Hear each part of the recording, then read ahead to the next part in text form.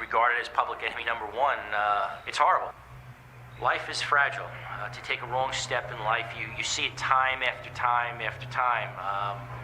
Again, not talking about the common criminal that goes and mugs someone, but someone that's well educated. I consider myself a fairly intelligent person, and look where I find myself.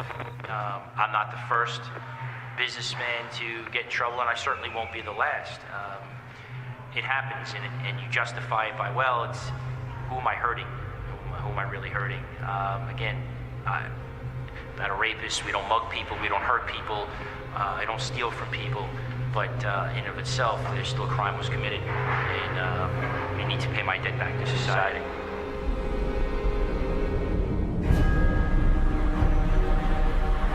I'm Diana Plot. This brings us the latest on this one-of-its-kind case in New York. Local people are charged with opening graves, body stealing, and illegal dissection. Relatives of the deceased are outraged.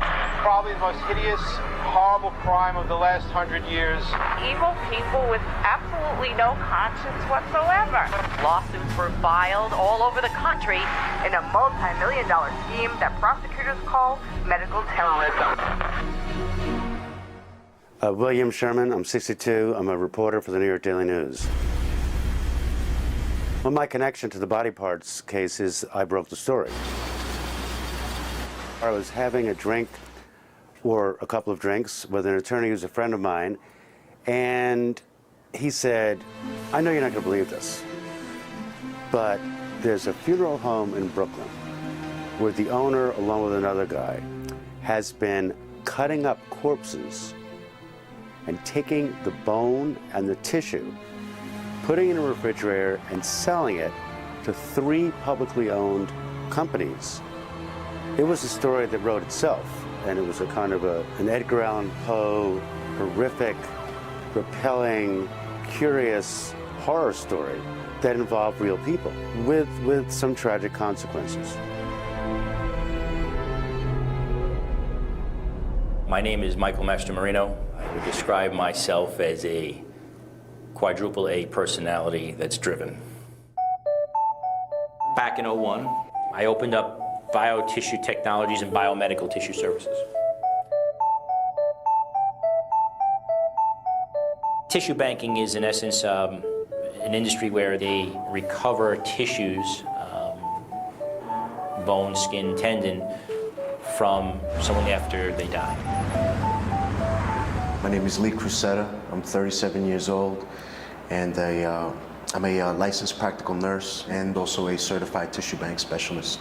I was referred to Michael Mastromarino by my former director in the operating room. She told me he was a great person, an entrepreneur, and she told me he was starting a tissue bank at the time. Lee had a great amount of experience working with another tissue bank.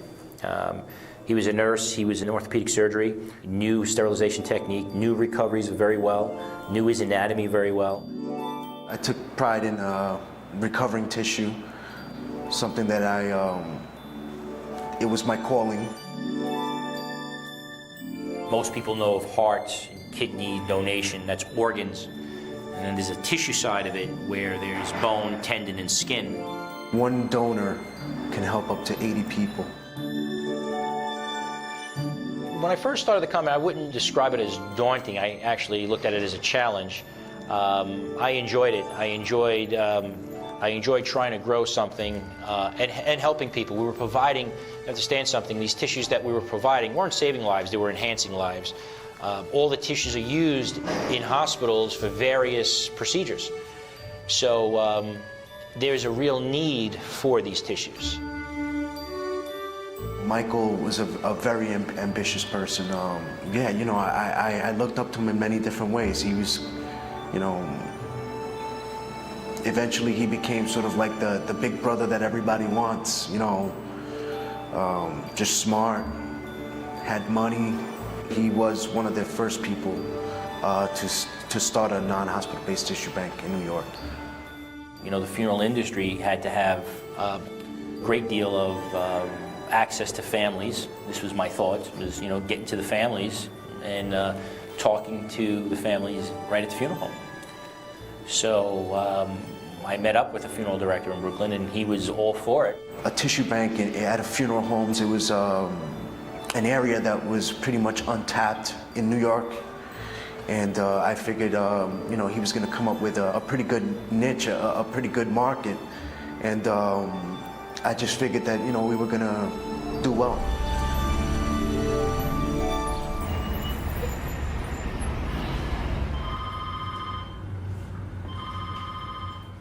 My name is Josh Hanshaft. I'm an assistant district attorney in Kings County or Brooklyn, New York. My position is I'm a bureau chief of the rackets division. It's the best division in the office. On a simplistic level, it's playing cops and robbers every day. When a case comes in, whoever happens to be on that day gives it kind of a screening. And that's what happened in this day. A police officer came in with said, I have a complaining witness with me or a victim that wants to speak to you about something that's going on in her funeral home. They had purchased Daniel George Funeral Home, and they came in to tell us a few things that were going on there. They were more interested in some finances that weren't being handled properly, but during the conversation, she happened to explain to me that there's a bone program going on upstairs in this secret room. Well, that kind of got my attention just from an incredible story perspective, thinking that it's probably not true, but tell me. So she proceeded to tell about this, they would bring bodies in, and this doctor would come and take bodies out and go out the back door. And I think she called him Dr. Mike, if I remember, and a lot of people called him Dr. Mike. We spoke with some of the people in the neighborhood, and they said there was always activity going in and out the back door. There just seemed to be a lot of activity going on for a funeral home.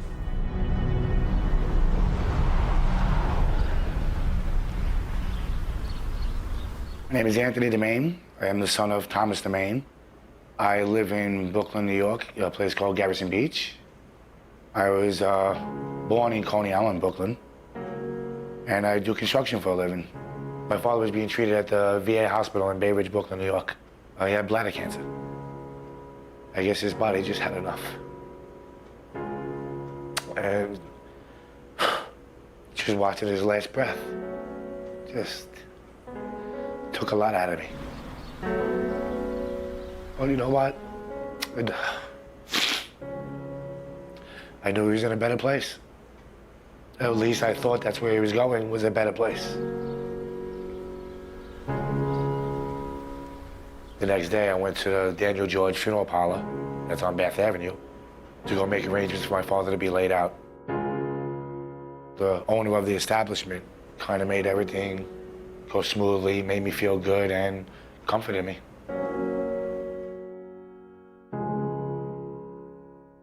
I actually picked out a wood-type coffin because my father, being that he was a carpenter and things like that, loved wood. I didn't want to go with the aluminum because it kind of was like cold and just there was no warmth to it. And picking out a coffin for your father is not something that you want to do. There was a lot of things that I wanted to stipulate too, as far as that I did not want to have my father embalmed. I just really wanted him to be at peace. I didn't want him touched. I didn't want him having, I just didn't want his body touched anymore. He's just had enough. Tissue banking is legal throughout the United States, as long as there's consent from the legal next of kin. How everything operated at Daniel George, we built a room upstairs, right above the embalming room, to do the recoveries. In this room, there was a lift. It was right by the alley where they would bring in all the bodies. The procedures that we were doing, that cadaver or patient, I still called it a patient, was prepped and draped like it was in an operating room. Patient's lying on a table, in a supine position, meaning on its back. And there are certain tissues that are going to be recovered. Incisions are made in certain areas of the body, and certain tissue types are removed. We recovered patella tendons, Achilles tendons. The femur, the fib tib, tibia, the fibula. The humerus and the radius ulmus. We also did hemipelvises. We put the tissue on ice, and then the tissues would then go back to our lab, and And then from our lab, they would be sent to these processing facilities. They would be processed, sterilized, and then go to distribution centers, and from distribution centers, go to hospitals. And then ultimately, the patient gets the allograft.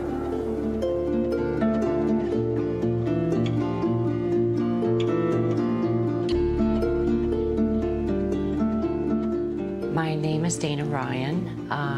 In 2003, my family and I were living in Ohio, and I was working for a private Catholic university. The medical problems started in 2001. Unfortunately, my back had progressed so badly. We had the MRI and various other tests, and it confirmed it was a herniated disc, and it was quite bad. Apparently, the disc had compressed down so much that it was bone against bone. And the recommendation was that it be built back up and packed with various bone, including from my own right hip, as well as cadaver bone. And I recall very well when he used the word cadaver bone, I thought, ugh.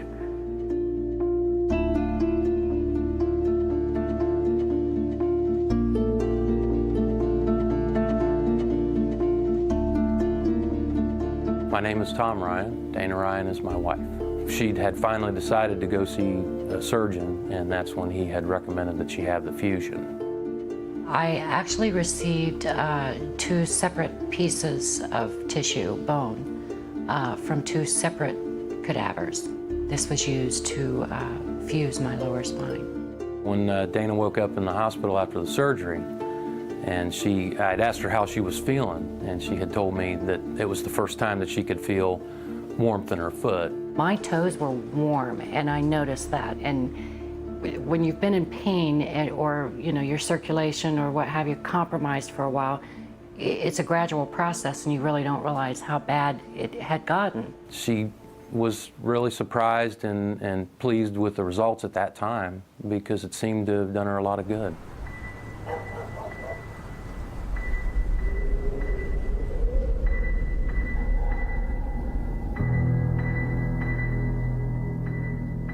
After my father had passed on, his funeral was at the Daniel George Funeral Parlor on Bath Avenue. All the family was there and things like that. But I guess you always want more people there. But it was nice though. He had plenty of beautiful flowers. So people definitely did care about him.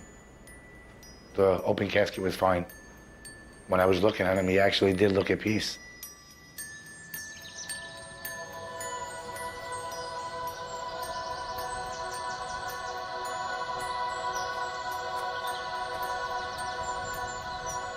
I thought he could finally rest.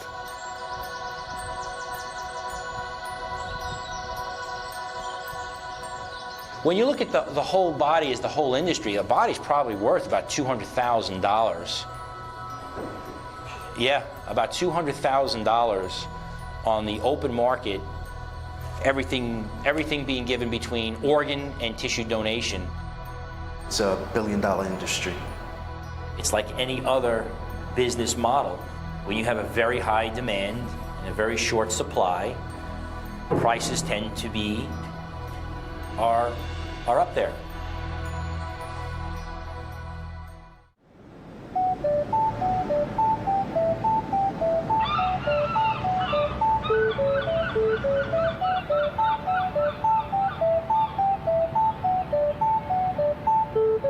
I don't think anybody appears to be a criminal. I mean, very few people do you look at and go, they're a criminal. Michael Massimino is a dentist who was kind of defrocked of his dentistry. He lost his license due to some trouble he got in with drugs, which left him penniless, and he needed a new way to find money, and that led him directly to this kind of industry. Well, the specialty I was in was oral maxillofacial surgery, which is a subspecialty in dentistry. I had did a practice on Madison Avenue, had a practice in Rockland County, had a practice in Inglewood Cliffs, opened up MRI centers, I opened up trauma centers. From '92 to 2000, I just worked and worked. I was a workaholic, to say the least. Nothing can take me down. I got to go to work. But it did. I remember it vividly. I was in my office. It was 8:30 at night. You know, I've been working 13, 14 hours, and my back was killing me, and I self-medicated myself, you know. Put a needle in my arm and gave myself some Demerol. The second I put that in, you know, my back felt great, but my body loved it too. It's like, wow, you finally could relax. And it was the biggest mistake I ever made in my life. It became a problem, and I surrendered my license. One thing kind of led into another, and if that didn't happen, tissue banking wouldn't have happened. So.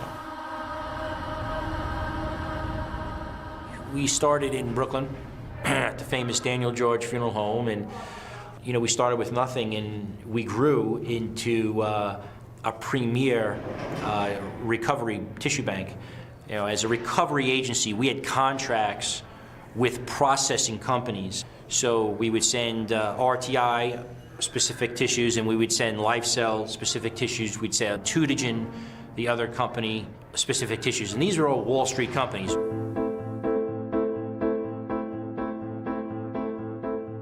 As we were growing the company, our infrastructure was growing. We reached out to other funeral directors in the boroughs, Manhattan, Brooklyn, Bronx, and then we expanded to New Jersey. We just progressed along, getting the tissues that Regeneration Technologies wanted. You know, they were like, we need more, we want more, we need more. Supply and demand. You know, the funeral directors I was working with, we were able to get more donors.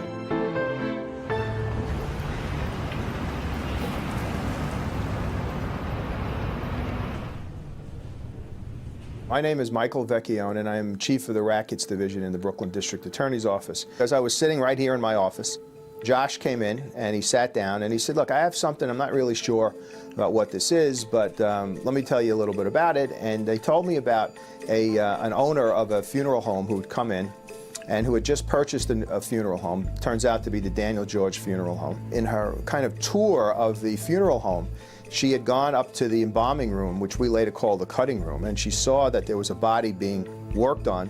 She mentioned that they were replacing the bones with pipes. So that's really what kind of stood in my head of going, well, this is weird, strange, and probably not possible, but you know, when I get to it, I'll check it out. She mentioned that she found FedEx receipts from the old owner, and that they were sending these bones to a place called RTI. I went on the computer and wrote RTI bone. What popped up was Regeneration Technologies Institute, which was located down in Florida. And bingo, that was the company I needed. So in August of 2005, I subpoenaed documents from RTI, you know, with the hopes of finding something from those documents.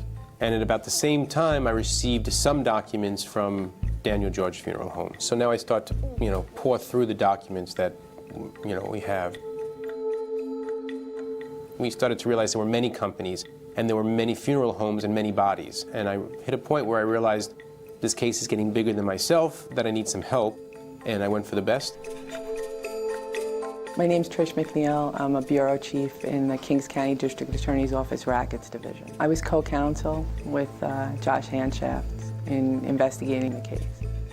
We had many, many, many documents. We had rooms full of documents. And at that point,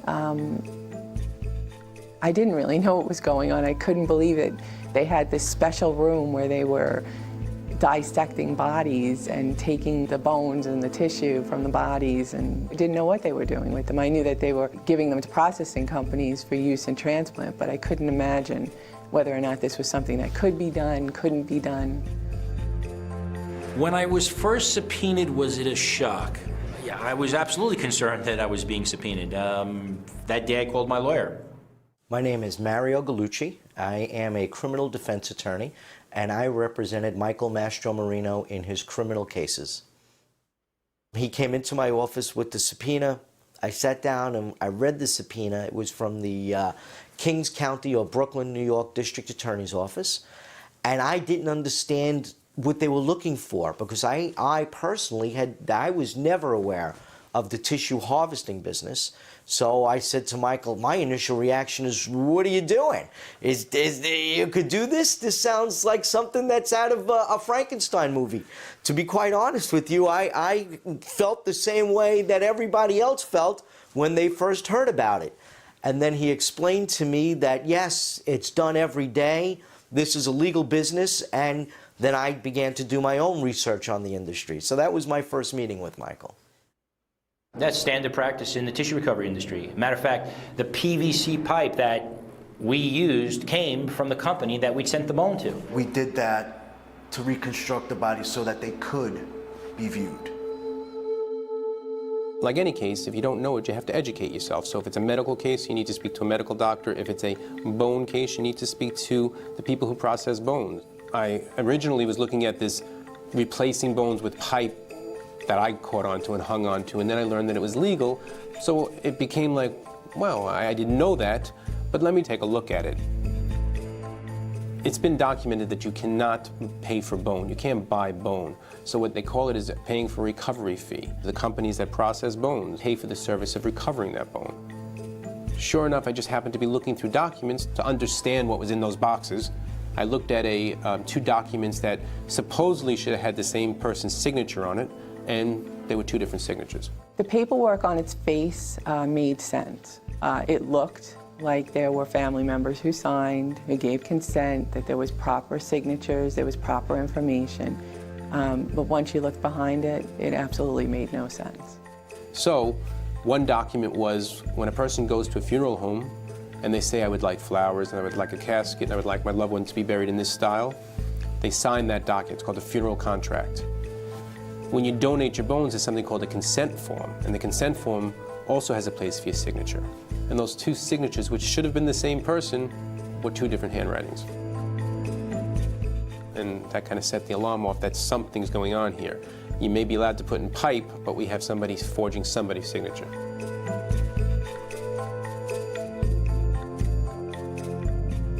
The interesting part about being in rackets is that since you're doing a case proactively before the arrest takes place, you almost kind of see the headline that's going to be coming out. So you may not know whether it's ghoul or body snatcher or what's going to happen, but you kind of know that this is a story that's going to be, once the reporter finds out, it's going to be on the front page.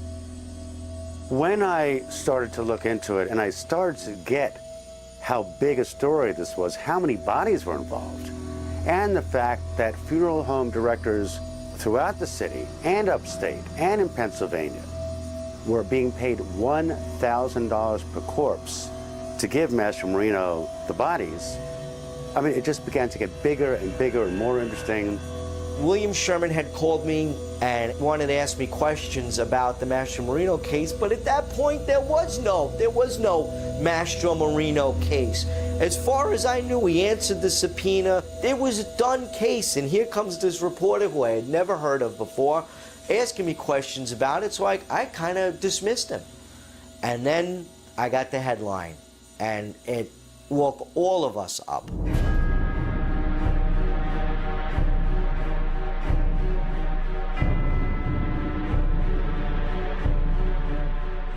It was October 7th, 2005, and the headline read, Body Snatchers of New York, exclusive. And that packed a tremendous wallop. I crashed my car. I got a call from Michael Mastro Marino that morning. I couldn't even understand that he was so riled up that I'm talking to him and I wasn't paying any attention, and I backed my car right into another car. Did you see the newspaper? My friends are running all over the city buying every single daily news there is. I got about 20,000. He had 20,000 copies, at least, of the Daily News in his garage. Oh yes, sold a tremendous amount of papers. That was the first of many front page articles on this case. It was a monster story. This sounds like something from a horror film. Bodies that were supposed to be prepared for burial or cremation were cut open. Bones were illegally removed from bodies and often replaced with PVC pipe so families wouldn't notice.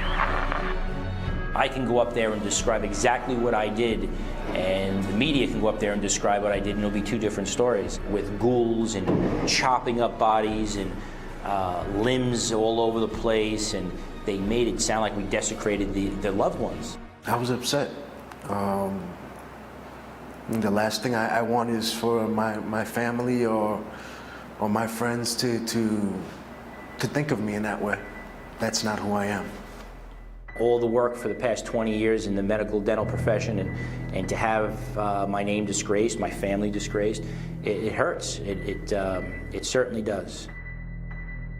Actually, I never heard of that word until this story broke about being a ghoul. I'm not a ghoul, nor is my staff. It's crazy that all this happened. It's just, God. Just can't believe this is my life.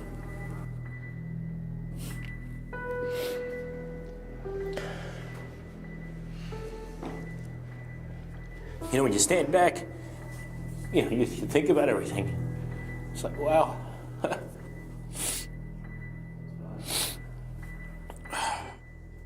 Excuse me. John, you got a napkin or something, please?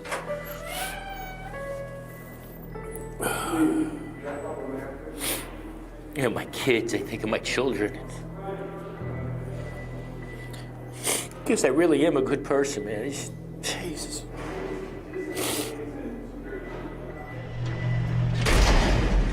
Cadavers were secretly cut up in an international stolen body parts ring.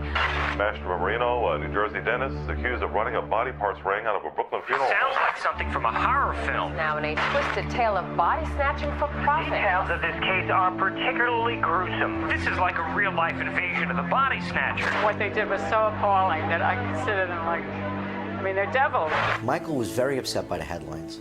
He couldn't understand why people were against him, where in his mind, he was making people live better and longer lives by doing what he was doing.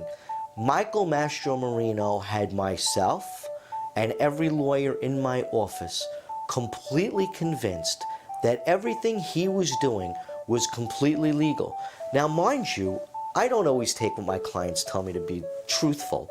I went and did my own research, and what we learned is that, yes, what Michael Mastromarino was doing was legal. I truly believe that the Brooklyn District Attorney's Office had no idea what was going on, and that we could march in there and explain to them that they have good intentions of protecting society, but they're wrong, that this is something that will better society. At one point, Michael Mastromarino and his lawyer said that they were going to come in and speak with me, which, as an investigative attorney, many people do, so you want to hear what their story is. We sat down with, I believe it was Josh, Trish, and Michael told them his story. The funeral director was supposed to get the consent. In doing the cases, there wasn't one time Lee or Chris, myself, or any other staff would walk into a funeral home without asking permission from the funeral director. Do we have permission to come in and take the tissue? Did you talk to the family? Yes, we did. Okay, we're coming. That's how every case went, every case. Now, one case was different. That first meeting, he was in complete denial and I had no idea what was happening. So I listened to his story, I let him get up, I let him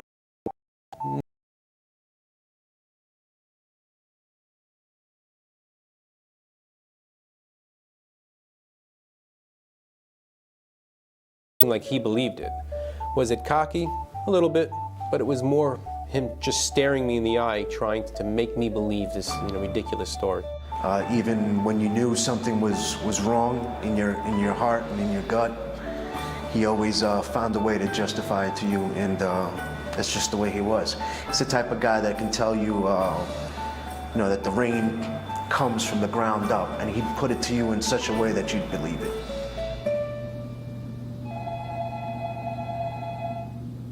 Once I was able to verify that these people probably did not give consent to give over their bones, then we were kind of set up to say, okay, now we can approach families, because I'm pretty sure that what we're claiming probably happened did.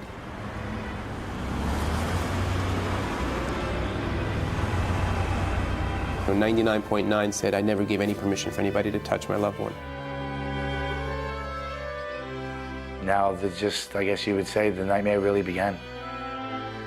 What we were able to determine about Anthony's father, Thomas, was that he was a victim whose bones were taken when he was at Daniel George. When I sat down with Josh Hanshaft, the assistant DA, they had written documented proof on basically what they had done to my father, as far as that, which tissues were taken out, what they did, what tissue companies it went to, and basically the trail of what they did to my father. The immediate thing I wanted to do was say, we need to verify this by looking at the bodies that were buried. And they finally asked me if I would exhume my father.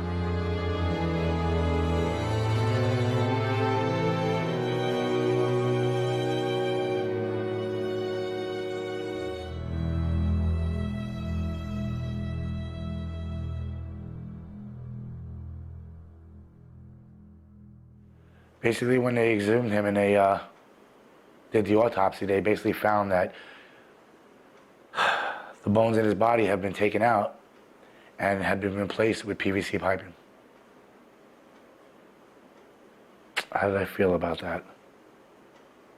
I kind of feel like I let my guard down and I didn't protect him.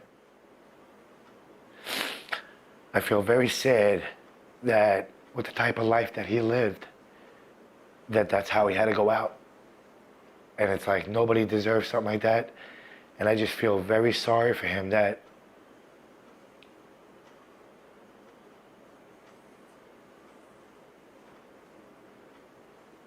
it's just hard to explain exactly in words. Just felt really sorry for him.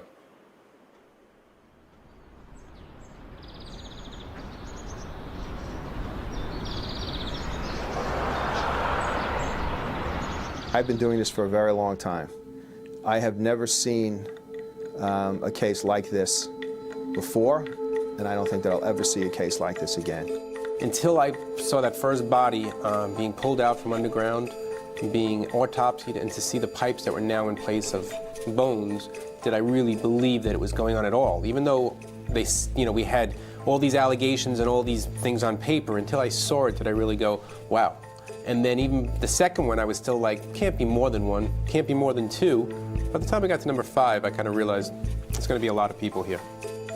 The case was enormous based on the facts, based on what he had done, and based on the depth and breadth of his activity. It turned out to be a very local case in a very little area of Brooklyn, and it turned out to be a worldwide matter. After we had gathered all the documents, and after we had kind of laid everybody out, it looked like, it appeared as if 1,000 corpses were invaded.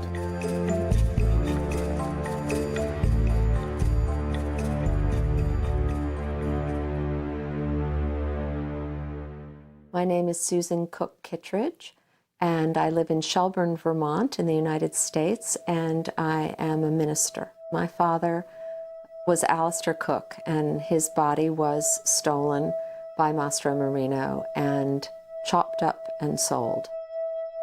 Well, Alistair Cook was actually sitting in the files for a while before I happened to look closer at the name, and something rang a bell that Alistair Cook's name was something of a television name or a name that was one that people knew. We had sprinkled his ashes, or what we at the time believed to be his ashes, in Central Park just 5 days after he died. My name is Karen Del Rey and I live in Hazlet, New Jersey. My dad's name was James Thornton Sr. Michael Mastromarino called my father BM04L125. What that code means is biomedical for BM, 04 the year my dad passed away, L for the 12th month of the year, and then 125 is the 125th body they harvested that month. He's ruined thousands of people's lives. He's ruined family members who are horrified and have nightmares to this day about what happened to their family members. It's difficult to get through every day. There's not a day that goes by that I don't think about him and what they did to him. And the hardest thing is now is that I just can't get to any of the good memories. What Mastro Marino did was to light a flame under my imagination that will never be stilled. And even though it has been years since this happened, and I try and put it out of my mind, when I do revisit it, all I can think of, he died at midnight, so it was dark, and someone stole his body in the middle of the night. My father was skinned, and they took 900 square inches of skin, every bone they could, and mutilated him. That breaks my heart. It almost defies imagining, but I go ahead and I imagine it anyway because I can't help. I haven't seen the reality. I don't know. And it's not that I would want at all to see him without legs, without arms, without a pelvis. But just as I say that, it's so horrific, and I have no way of getting rid of that.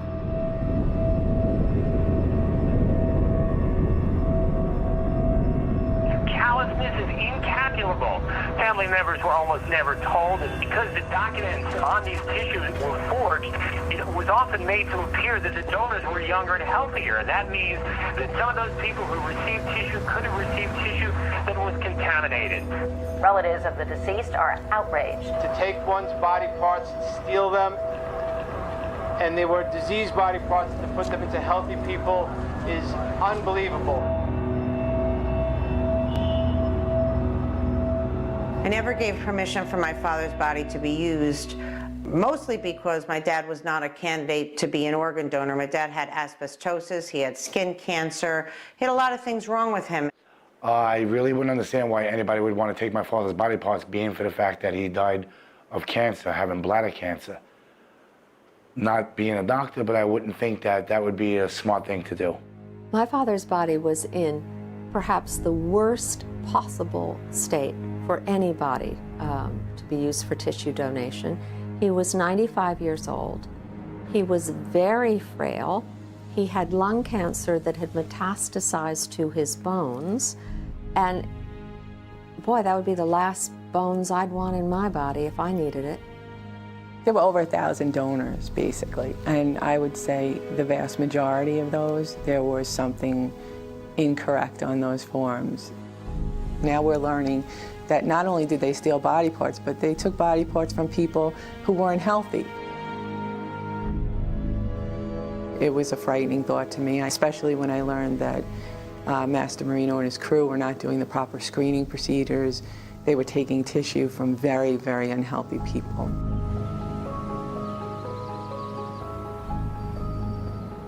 After the surgery, I felt fantastic. But from the time I took the back brace off and didn't have that stable support, that's when I really noticed that it was not so good. It was excruciating.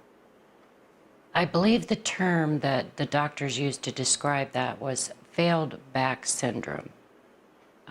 I was declared totally and permanently disabled in 2004, in December of 2004.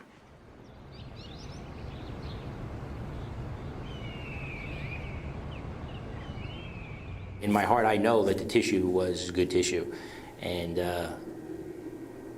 if it wasn't, we'd know about it.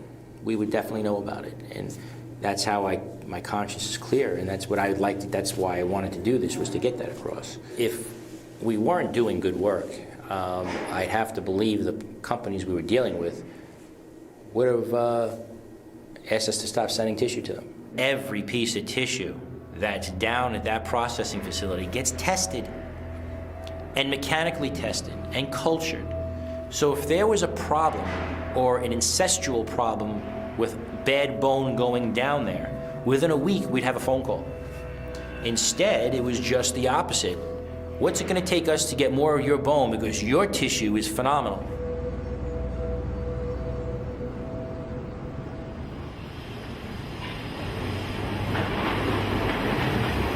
No medical precautions were taken to ensure that these tissue transplants were free from disease or defect. The Federal Drug Administration has notified hospitals, alerting them to the possibility that diseased tissues may have been used in transplants. Dear Dana, I'm writing this letter to make you aware of information that was recently provided to me by the Federal Food and Drug Administration. Unfortunately, it seems that the company that provided the donor bone cannot document the attainment of proper consent and screening for the bone from the donor or the family of the donor. The FDA and CDC recommend that you be offered access to appropriate infectious disease testing. The testing would include a test for HIV, hepatitis, and syphilis. I remember getting that letter like it was yesterday. And I was reading it, and it was just, I couldn't even comprehend what I was reading. Michael Mastromarino, Chris Alderossi, Lee Crescetta, and Joseph Naselli were set to turn themselves in the end of February of 2006. And they did, and sure enough, they came in and they were arraigned in Supreme Court in Brooklyn. They came in, there was cameras everywhere, there was family members who were irate. It was a very tense day, but it was also a good day from the point of view of saying, we've indicted them and now they're going to face charges.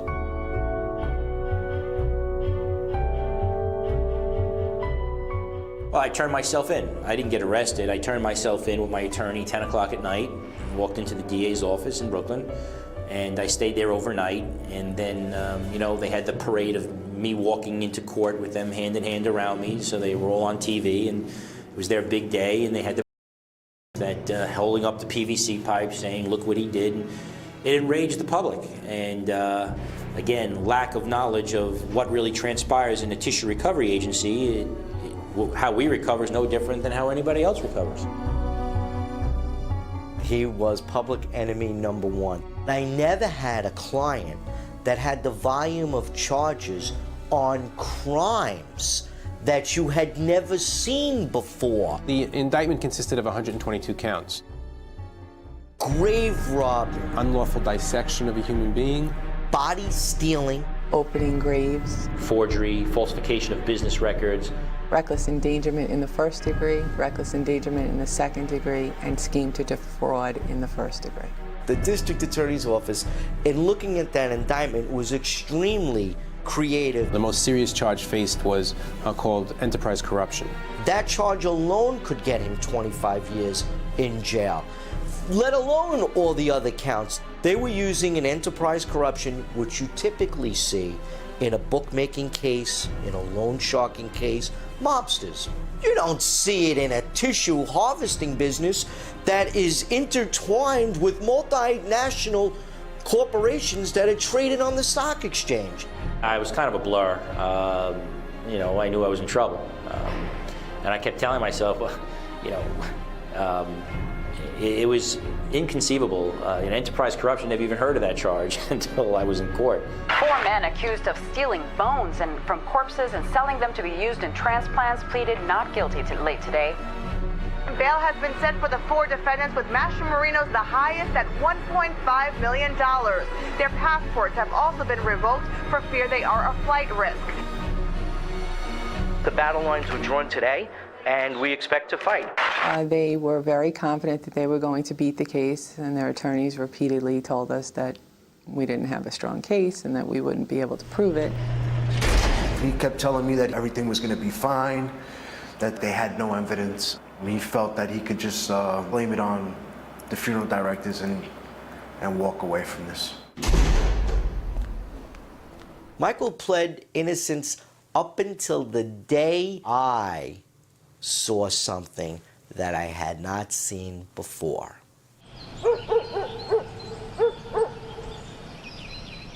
2 weeks before Christmas in 2006, I got the test results back. The test that I had was for HIV 1 and 2, syphilis, and hepatitis B and C. Shock. I don't even think I had a reaction at that time. In front of the doctor, I didn't cry. I was just really, really shocked. Once I got out to the car, that's a different story. I didn't think I would be able to drive home. I was crying so hard.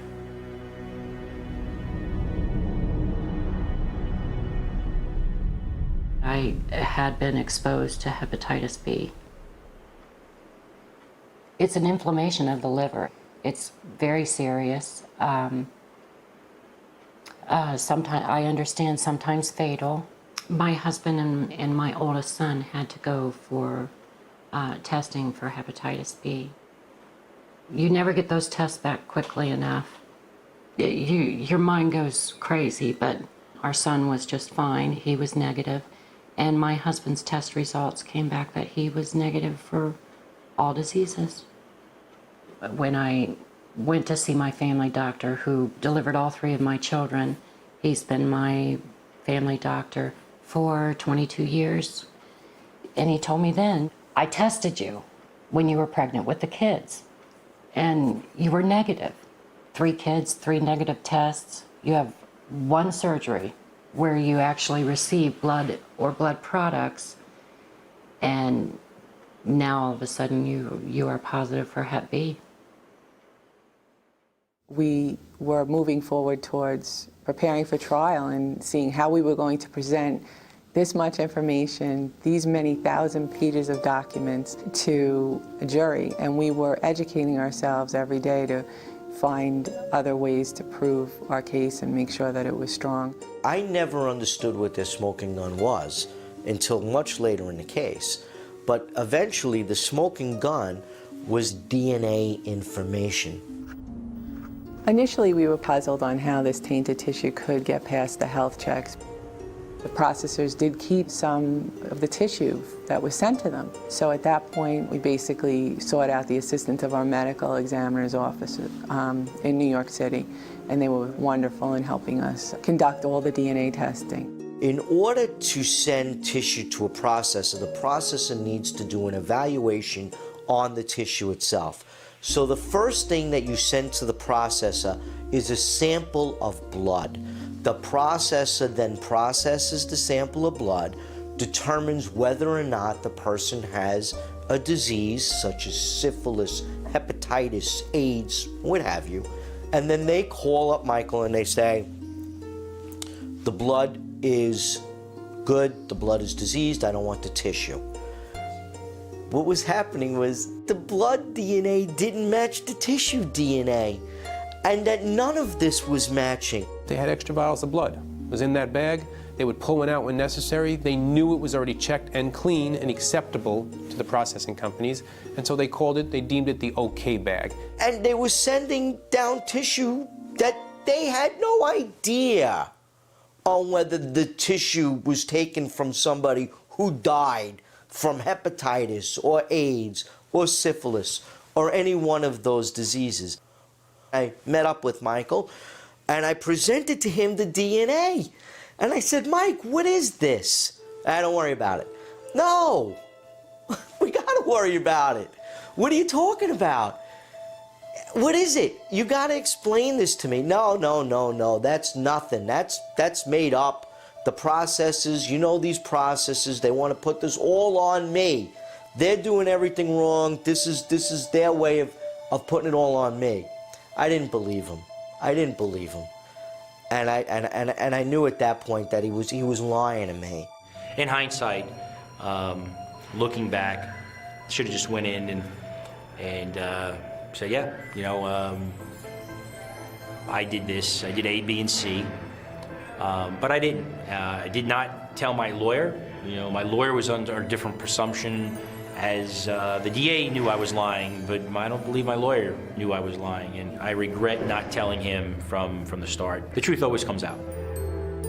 It was over. The wagons had completely surrounded us.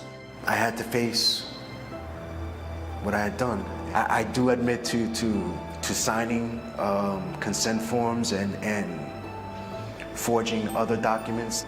You know, like I said, I made a lot of bad choices and just trusted the wrong person. And you know, if I could go back and listen to my instincts again, like I said, I know I wouldn't be here. I regret the day I met Michael, and I regret doing everything that I've done to hurt other people, and the pain that I've caused my family. I didn't want to think about the families of the donors. That was another way for me to rationalize things to myself. If I sat there and tried, I couldn't have did it.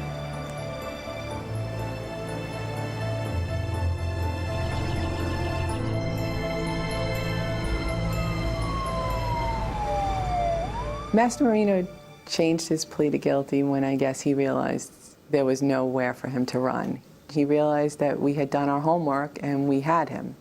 So I think that's what pushed him. But he took us right up to the very end, literally pretty much on the eve of trial is when he decided to plead.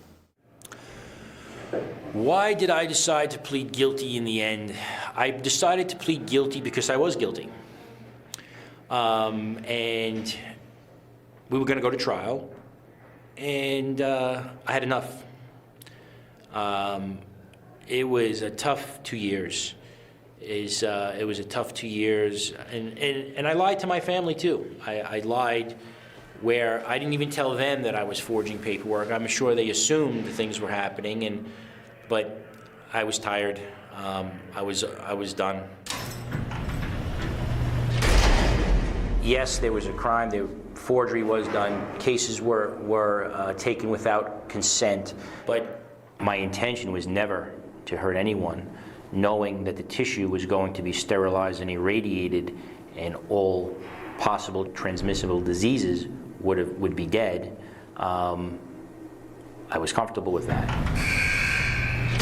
Michael's achievement, his ambition, sometimes blinded him. He sets out to do things to help people, and then his ambition gets the best of him, especially in this case, where he got so driven that he believed he was smarter than everybody else, and that there were a lot of regulations and rules that were put into place that Michael believed were unnecessary. He claimed that basically, it wouldn't hurt anybody if we did a body that was, 28 or 29 hours, or someone that was 90 when the age limit was, 80. Did I take the best medical social history? No. Was that paperwork forged? Yes.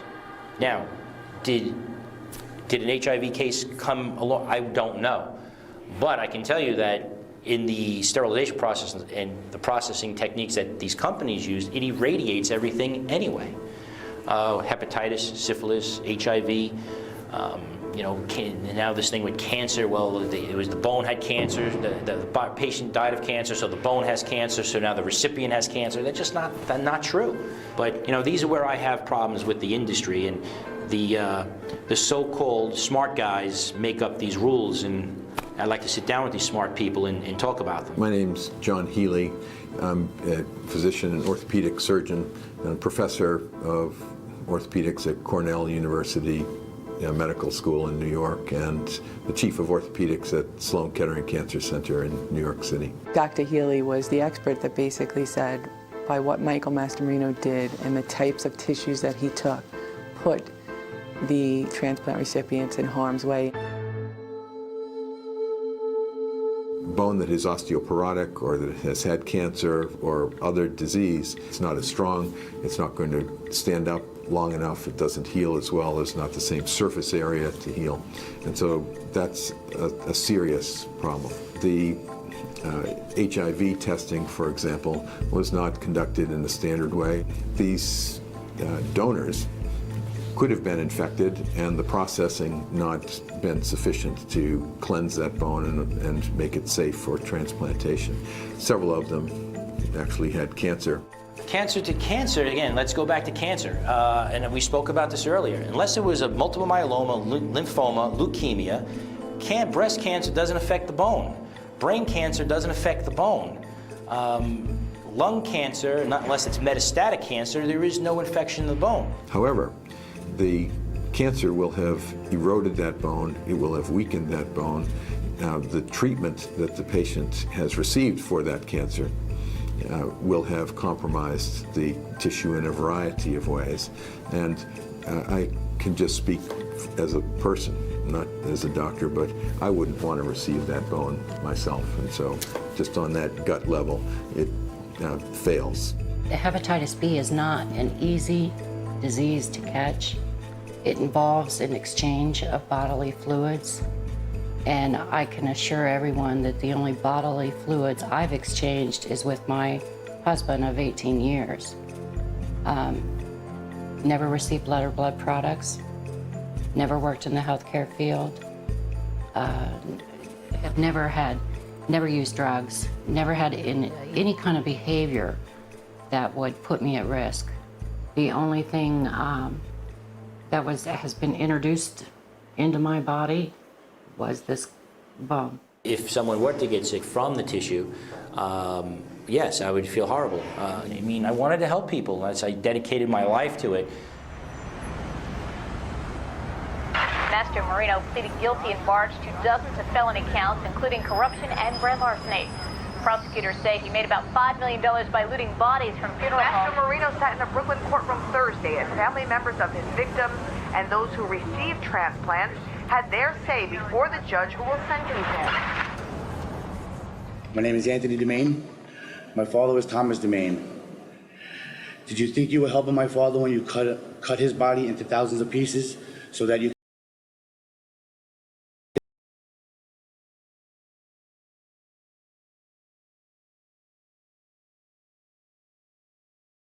will justice be served? Happy Father's Day, Dad. When the time came to give my victim's impact statement, I stood there and just made a fool of myself crying, but I said everything that I wanted to say.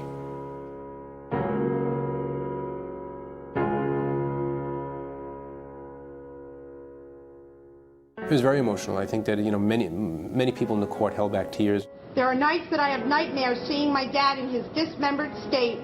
In essence, our realities have become our one with our nightmares. Yeah, I remember. I'll never forget their statements. I'd just like to take this opportunity to apologize for the pain and grief I've caused all the donor families and donor recipients. I'm truly sorry for all the pain I've caused you. I'd also like to apologize to my family for all the pain I've caused them through this tumultuous 3 years. I'm truly, truly sorry from the deepest parts of my heart. May God have mercy on my soul. Thank you.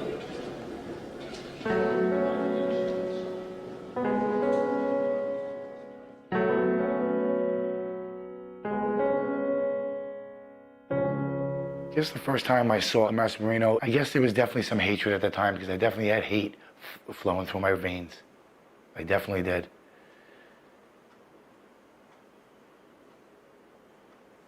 But I just more so felt sorry for them. It really did. It's like, you know what? People can do anything in life, and that's what you chose to do. I don't understand that.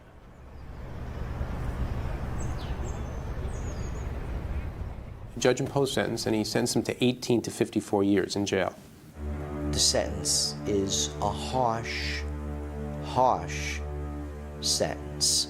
Oh, I think Mastro Marino's sentence was much lighter than mine. Mine is life. At least he gets a chance to go up for parole.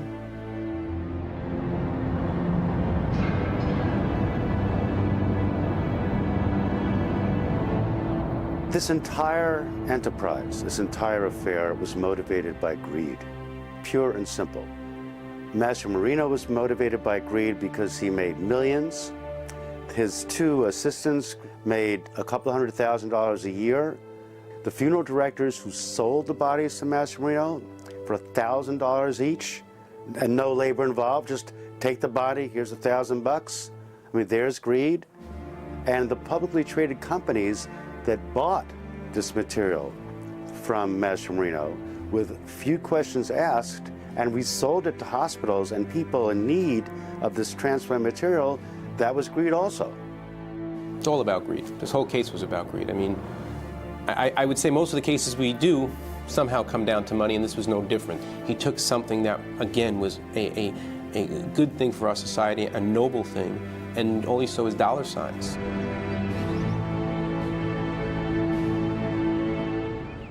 Yeah, of course money plays a part in it. Of course, families, everybody was doing well. These companies are doing well. They're Wall Street companies. I mean, the day I got indicted, they stopped trading on the stock market. I mean, if that doesn't show you some influence, I mean, I don't know what does. Michael Mastro Marino, crook and scum though he is a cog in the wheel. There's an engine that was running, and bone was the fuel, and everybody wanted it. And the industry, as far as the industry goes, and that's the truth, and I was a part of that.